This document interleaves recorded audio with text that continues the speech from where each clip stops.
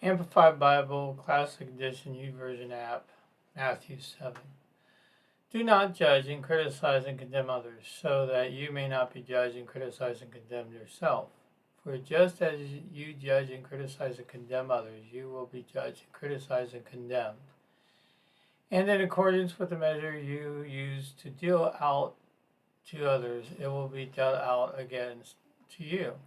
Why do you stare from without at the very small particle that is in your brother's eye, but do not become aware of and consider the beam of timber that is in your own eye? Or how can you say to your brother, let me get the tiny particle out of your eye? Then there is the beam of timber in your own eye. You hypocrite, first get the beam of timber out of your own eye, and then you will see clearly to take the tiny particle out of your brother's eye.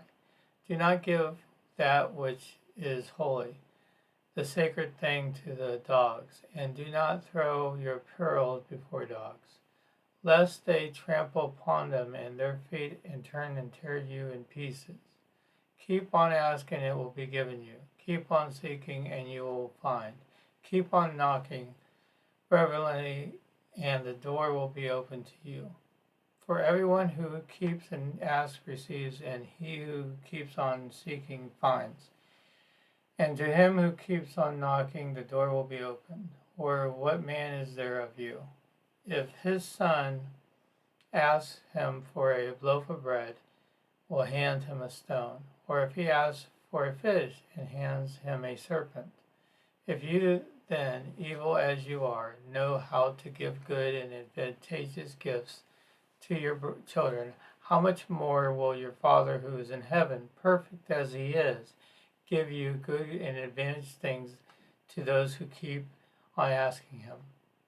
So then, whatever you desire and others would do to and for you, even so do it also and for them. For this sums up the law of the prophets. Enter through the narrow gate, for wide is the gate, and spacious and broad is the way that leads away to destruction, and many are those who are entering through it. But the gate is narrow, contracted by pressure, and the way is straitened and compressed, that leads away to life, and a few of those who find it.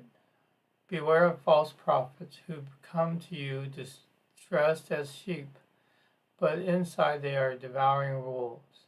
You will fully recognize them by their fruits.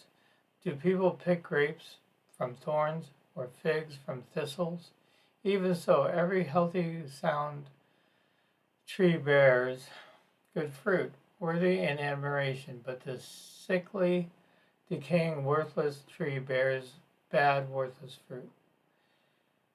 A good, healthy tree cannot bear bad, worthless fruit, nor can a bad, diseased tree bear excellent fruit, worthy of admiration. Every tree that does not bear good fruit is cut down and cast into the fire. Therefore you will fully know them by their fruits.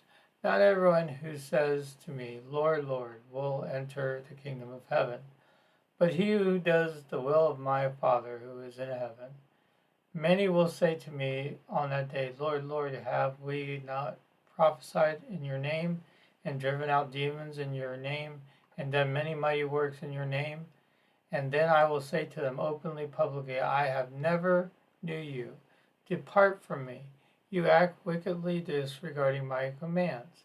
So everyone who hears these words of mine and acts upon them, obeying them, will be like a sensible, prudent, practical, wise man who built his house upon the rock.